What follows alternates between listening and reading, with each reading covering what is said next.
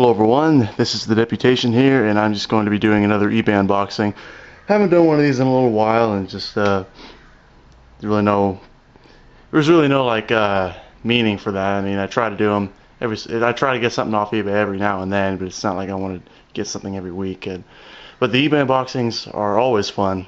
I love opening them. It's just because you get to see the excitement with me. But being there's no room to put the camera on tripod over here, I have to film it from a distance, but I'll bring the locomotive close to the camera so you can see it.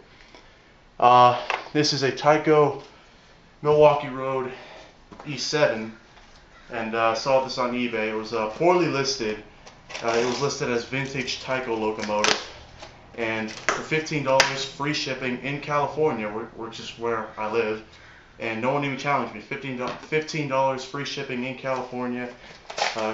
Came in, I think, 4 days, fourth day, I think. But I loved it mainly because of the colors. Yeah, whoops, sorry, a little bit too close there. There you go. New in the box too. Box is a little bit worn, but you know. Not exactly sure how it's supposed to run, but man, I love this thing. It looks incredible.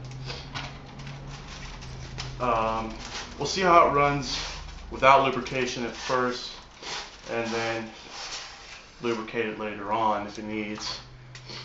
But it's a Powertorque drive, and I have a lot of experience with Powertorques, and pretty easy and simple to keep running and maintain. I've even built a new Powertorque truck assembly from the ground up for my dad's old Spirit 76 Alco C430, and it was a lot of fun. And these things are hard to find. They're not incredibly rare, but they are pretty hard to find. But dang, I'm in love with the colors and everything, and shininess. And sorry, I'm just a little bit sick, you know. It seems like everyone's getting sick. Oof. Well, the contact wheels are very dirty. The main drive wheels aren't that dirty. This is only a front truck drive. It probably will run, but I can't imagine it'd be that well on the present circumstances. But we'll try it anyways. I'll angle the camera down more so you can see it better. Or maybe not. You can see that pretty well. Yeah, alright. Go with that.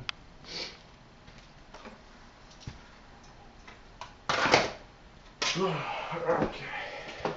Let's see how it runs.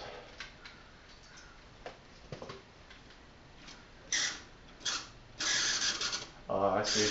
The squeaky noise is really just a need of lubrication on the Powertorque. It may sound horrible to you guys, but to me, it's fine. It's not a bad sign or anything. Needs a good cleaning and oiling.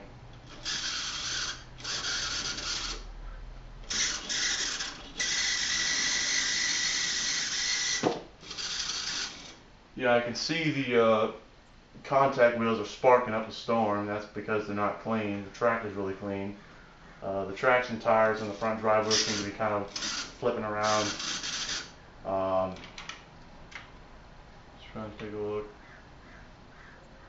Yeah, I mean, to some people this might be like a horrible sounding running engine, but to me it's fine. It's not like I'm a beginner when it comes to repairing engines and whatnot. Oh man, parts of the traction tire are coming off. I can see. That's not that bad either. But you know, just means it hasn't been running a long while. It's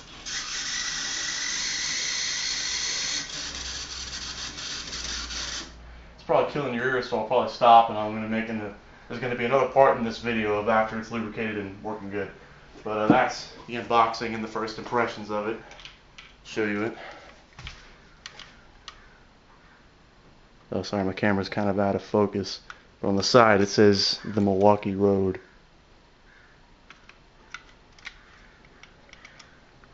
It's a nice engine. But yeah, the next part of this video will be after it's cleaned and lubricated and running better. You know, I actually just kind of figured that I would show you how I would lubricate it and get it running good again. It'll take a little while and not too long. Probably not any more than 10 minutes. But first thing I'm going to do is remove the contact wheels, clean them with my special Sandflex block, which will shine the brass right up and good as new. Then put that truck back on, take off the cover for the powered truck, clean those wheels, put it back on, grease the gears, oil the motor shaft, and go from there. That's the first things. I already removed 2 of the screws, so.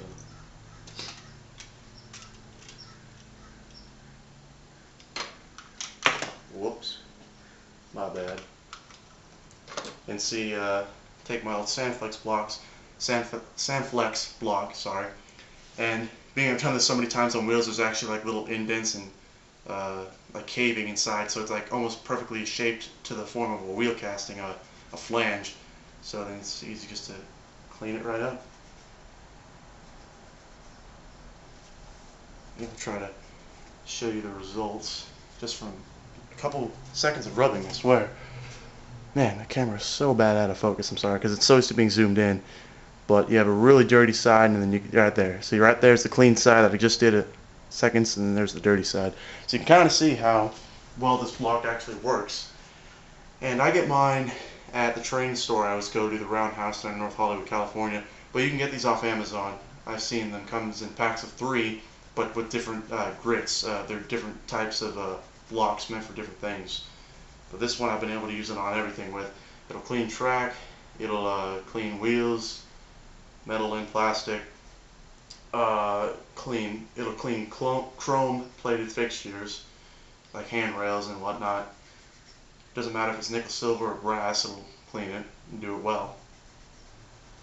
See, this is probably one of the most painstaking jobs, and it definitely takes the longest. I probably shouldn't be doing it over my ballast, but you know, whatever, I'll try to do it over here then. And this is just one of those things, like I said in my video, you know, when it comes to repairing engines, you just got to have the time and the knowledge, and this is where the time kind of ticks in, because you just got to be patient. You know, you don't want to rush it. You want to make sure you're doing it nice and slow, and make sure you're not skipping any corners, cutting any corners and whatnot. I generally don't worry about the plastic side too much, because the plastic side is actually really clean already, and plastic wheels pick up more dirt than metal wheels. But in this case, it does not affect the conductivity at all. It generally will just mean more track cleaning. Yeah, but that is not a problem. And here is the first finished brass wheel. I'll compare the other one so you can see before and after. Before, you can't even really see any shine out of it. Then after. Sorry, it's kind of awkward. You can easily tell right there. That's one. And I'll put grease on the bearings and on the axle slots before it goes in, because for TYCO models, grease is a lot better than oil.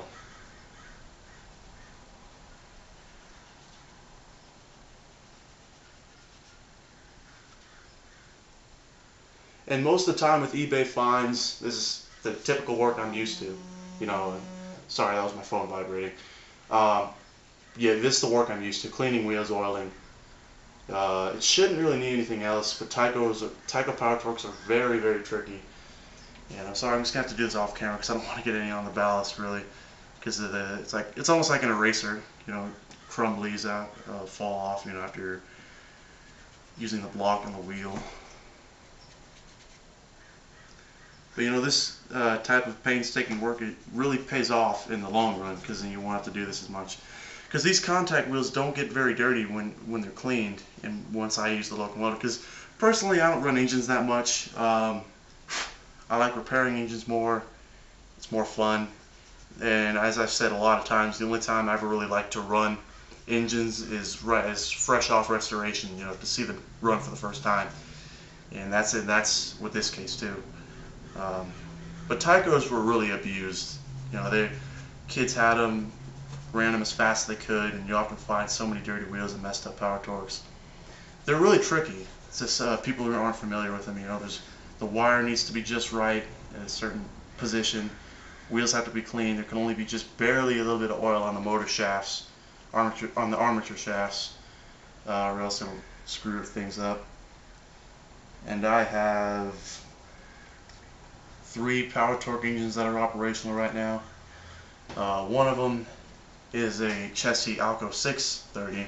It's a bigger engine. It's over there. You can't even really see it. And the 2 other ones are my dad's old C430s, which are the smaller ones.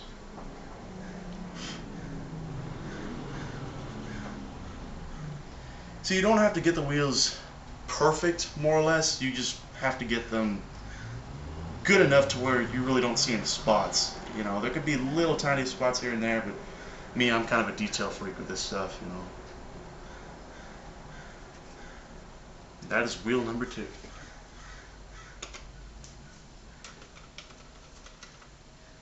You can clean these wheels inside while the trucks are bolting them down, screwed down.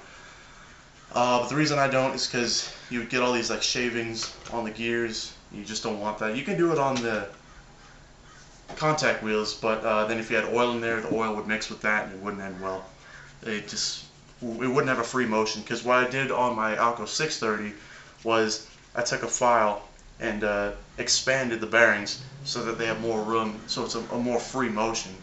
You don't want, because a lot of times I've seen on my TYCO engines, the contact wheels won't roll freely, even with grease and oil, lubrication really. So on this one, I don't really know if I have to. Hopefully not.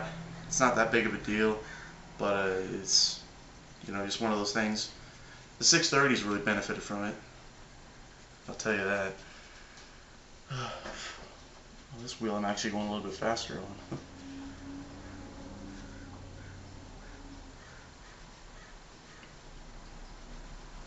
This may be boring to you, but it's a very helpful process. I always do this type of cleaning when I have a reason to. And if the wheels weren't that dirty, I probably wouldn't have taken them out. But in this case, it was more worth it. Sorry, I'm just hearing weird noises on the attic and whatnot. Don't know what that is. What in the hell? Sorry, I don't know why I'm hearing weird noises up above in the attic and whatnot. And that would be the 3rd wheel. Okay, now I'm gonna get my grease, which, there we go. You don't need to use too much, but a little bit will help here and there.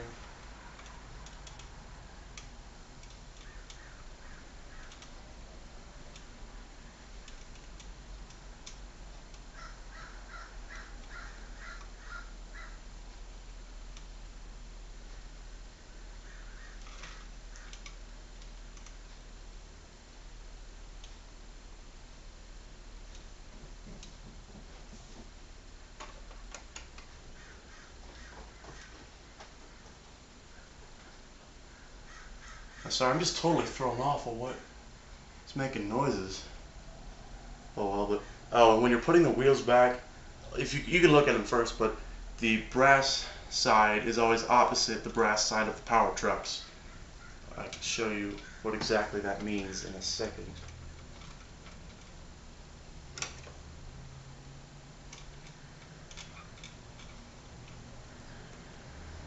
Alright, put the truck cover back on.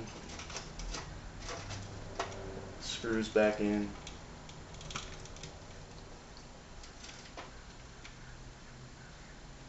Just touching up ballast. See, I can do this pretty fast because I've been doing this for a while and I'm used to it. Because rarely, unless you're buying a brand new engine off eBay, it's rarely ever gonna like not need lubrication and cleaning and whatnot. Especially when you're buying old ones like me, because I love the old stuff. Still weird what that noise is. I mean, I don't even know if you can hear it or not, but it's weird. Whoops. I think I just picked up one of the screws by accident. And I have a lot of replacement screws and stuff for this, but try to keep as much of it original as you possibly can. Yeah, my thumb like pressed into it and caught it and fell inside the shell. Got it.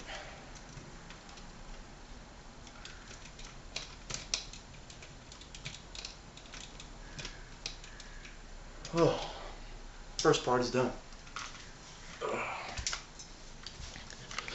God. keep forgetting that I'm so zoomed in. Shiny new brass wheels. Well, not new, but shiny, newly clean brass wheels. You can't even see any part of the shininess on these drive ones, but you'll be able to see it in a second.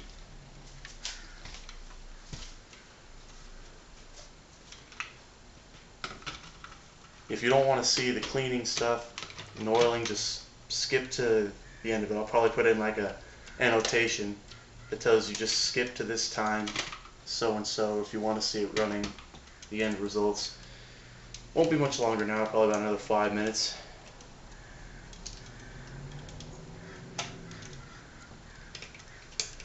That's if nothing else needs work. You never know.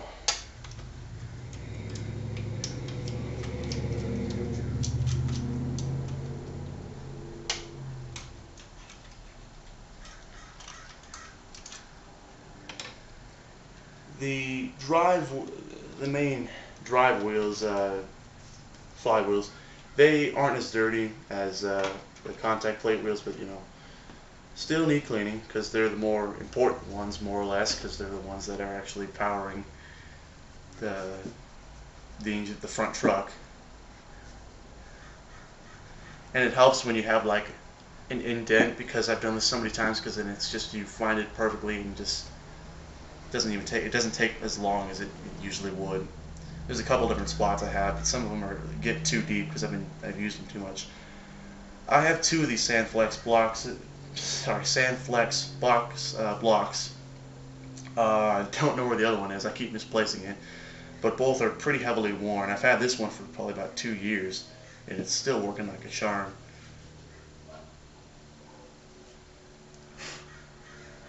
And when you're putting it back in, just make sure when you're putting the wheels back in, make sure there's like none of the little crumblies and whatnot and flakes off the block going into the axle, because you don't want it mixing. You don't want it binding up the wheel, giving it you don't want it to be a tight motion. You want it to be more of a free motion when it's moving.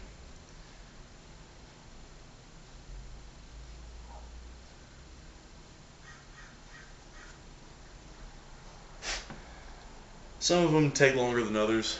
I won't deny that. Just gotta be patient.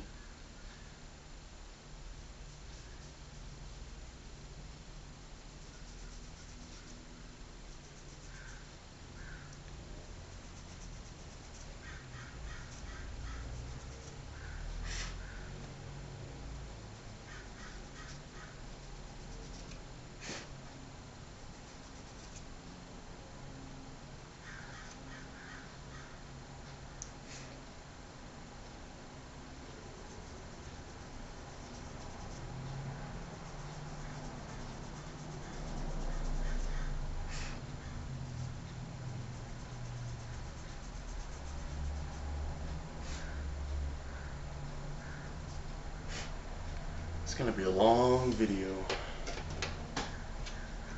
Whoops. The gears look dry.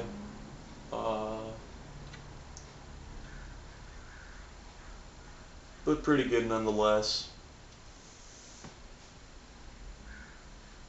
It wasn't slipping, so obviously all the gears are fine. So that's good. I have many replacement parts for these Powertorques because I've had many over the years, and had many parts engines for them over the years. So.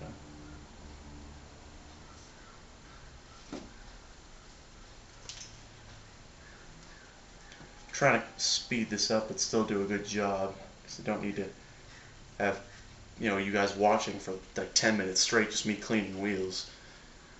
It's not the type of thing you guys want to watch. You guys probably want to see the thing running, and I do too.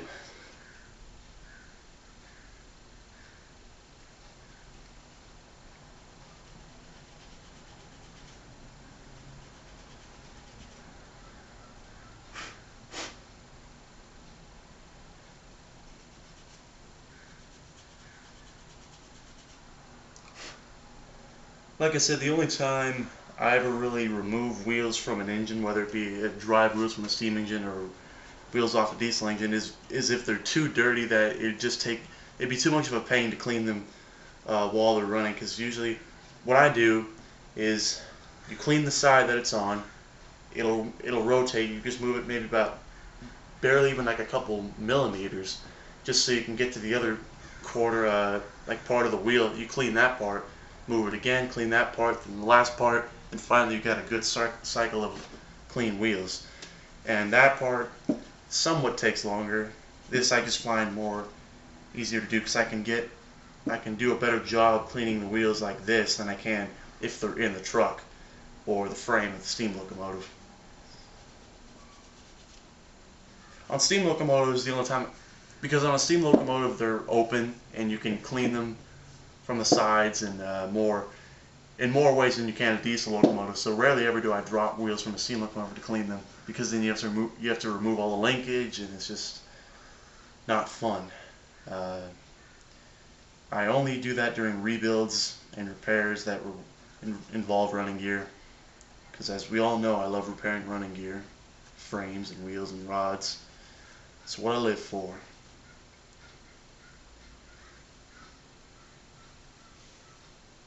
Oh right, that wheel fell. I was like, wait, am I already done? Nope.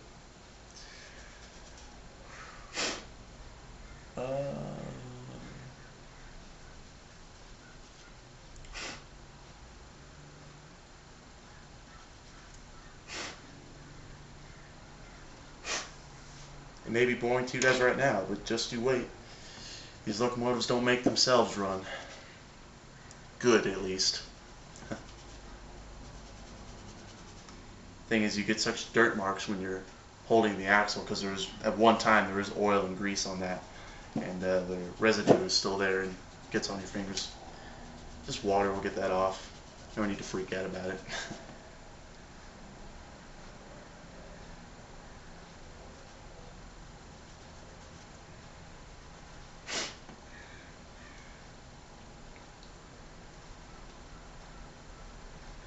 Honestly, I just love the look of shiny brass.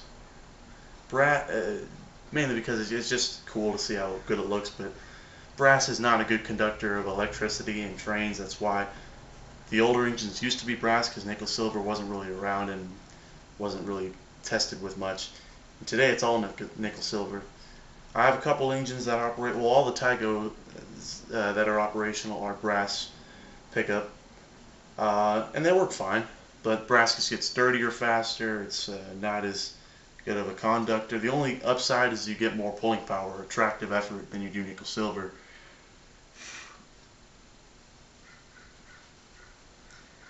Personally, it's just not an even trade. I'd rather have better conductivity and the wheels stay cleaner more often, even after many runs, rather than trade that in just for pulling power. I know some people are the opposite, which is kind of ridiculous.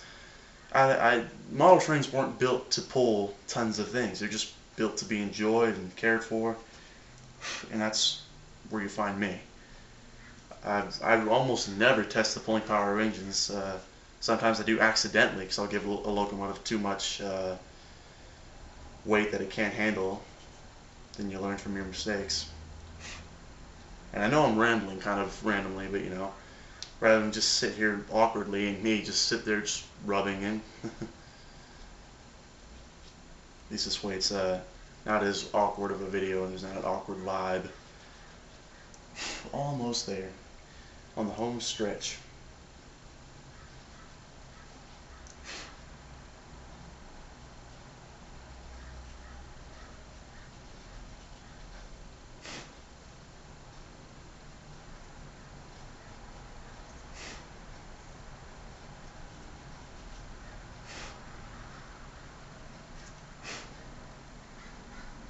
And voila!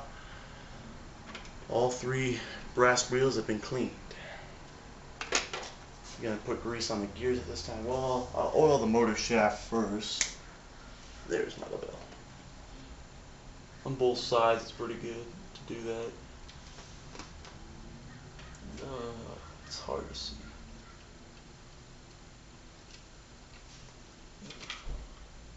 Whoops.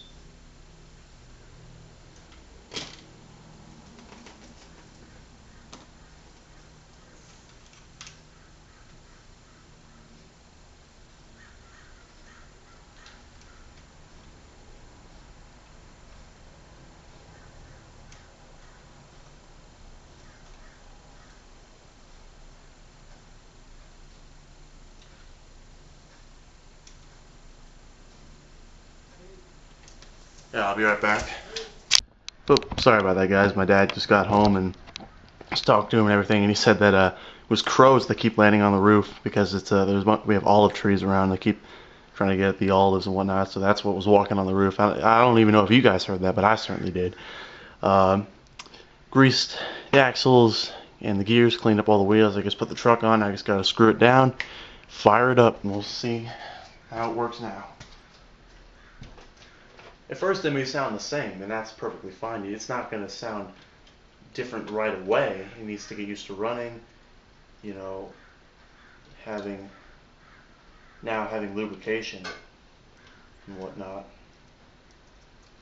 Oh god, sorry, the screw wasn't lining up.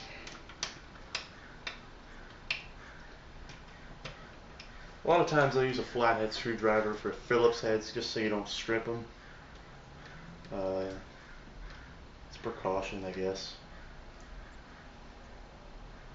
It's worth doing for me.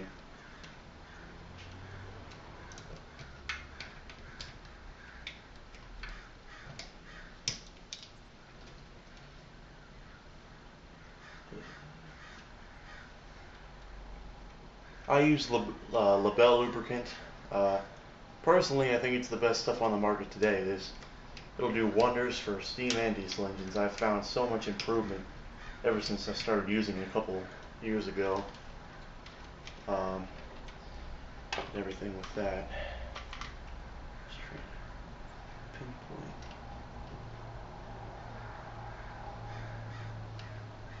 Alright. Well, let's see how well she runs now.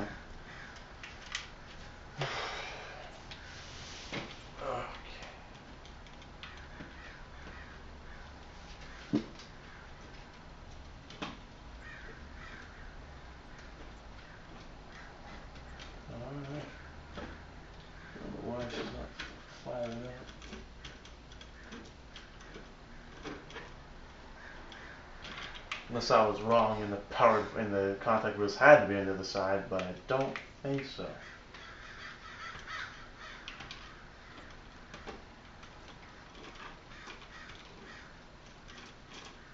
Well, now it seems like it's trying to fire up.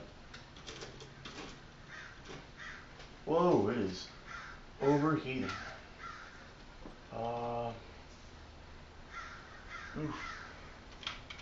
Let's take off the shell and find that out. That's odd. At the same time, it kind of makes sense.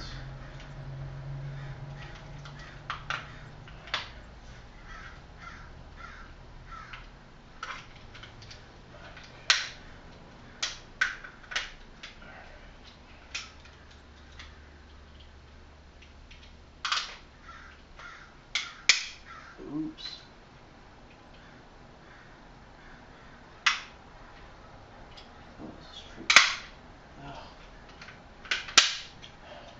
Well, that was not what I wanted. Oh, that was just the weight. It's crap.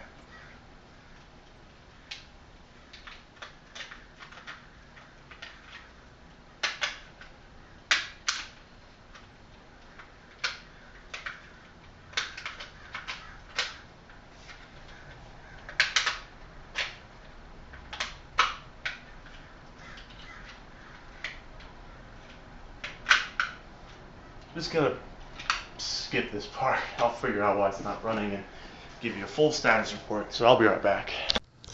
Okay, so I took off the front truck, well, just off from its mounting point, so you can.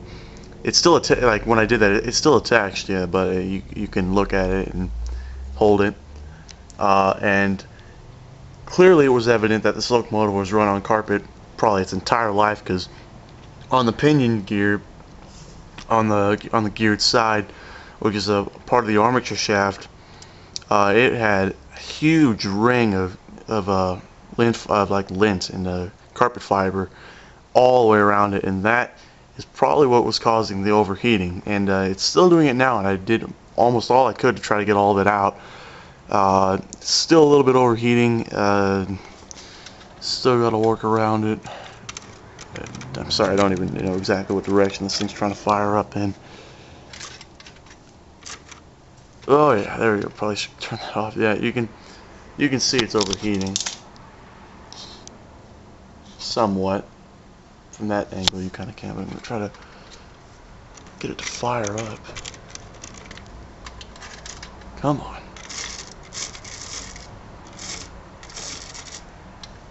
I put Labelle 107 on the wheels because it's actually a pretty good electrical conductor to help. Let's try to see. You're getting there, come on. Yeah, you're still overheating too much. And it smells awful. I'm just gonna tell you that right now. I'm really sorry that you know, we got this far, and only to find out, you know, still got far to go. I won't be showing you how I'm going to be tinkering with it.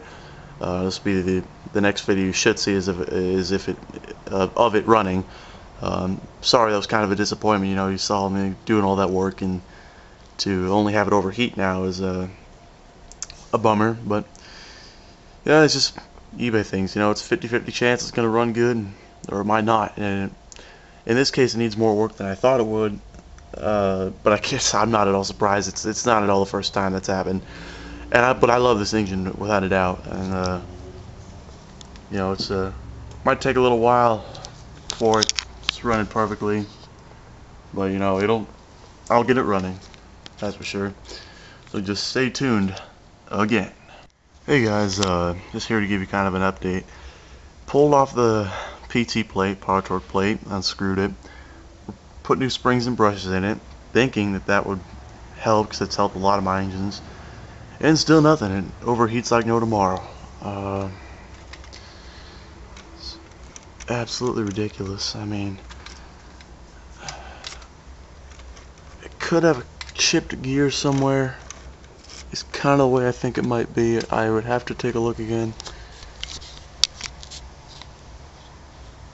Wait. No, I was just trying to take a look. Sometimes you can almost see like a burning ember inside when it's really bad. But thankfully that I'm not seeing the burning ember. So I should take a look. Yeah, but it sucks. It's definitely not going to be like a 10-minute repair. I will repair it and eventually get it operational, but sorry, won't be in this video. I mean, it's just gonna take too long. It's already been pretty frustrating just putting the new springs and brushes in it and whatnot.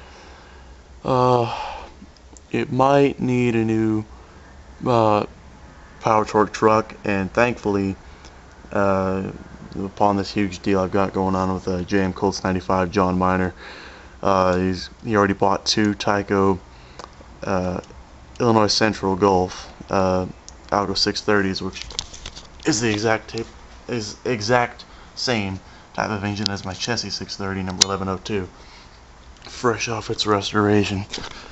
So one of them I'm going to be restoring to run operational again, but the other one I'm going to be using for parts, so I can use the good truck off it for this engine if it needs, because I don't have any 630 trucks. I've only got 430 trucks in parts.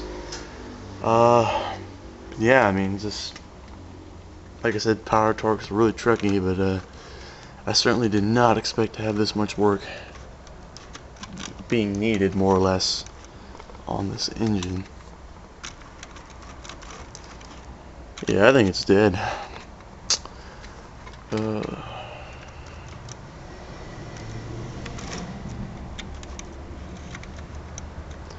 Yeah, no point even trying to fiddle around with it, but it's too bad, you know. I still love the engine very much, colors and whatnot.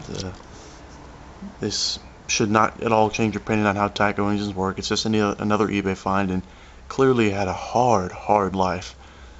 You know, you got the carpet fibers, and this is just a note. You run engines on carpet, this is going to happen to you eventually. Because they burn up your motors, they get inside the gears and the armature shaft, and they bind it all up and smokes it up. So you run engines on carpet, just remember this, because they will backfire on you. Just for all those people who have carpet last, does not matter whatsoever if you use Atlas track, Bachmann Easy Track, or Atlas or Kato or Kato track, whatnot. Does not matter. If it's running on carpet, you're always risking burning out the motors on any engine. You know, a little bit depressing and still smells bad, but we're gonna get through it. Gonna rebuild it, get it operational. I'll try to have it in some type of update video soon. But this is the TYCO E7 Milwaukee Road. Hope you guys liked it, and sorry that it was such a, it was so much building elevation, and all the way up to the climax, and just had to slam the door shut with the Powertorque blowing out. But no worries. Good thing that I'm a mechanic and machinist, and get it rebuilt and operational within a couple weeks. But alright, it's TYCO E7 Milwaukee Road. Alright, this is the deputation.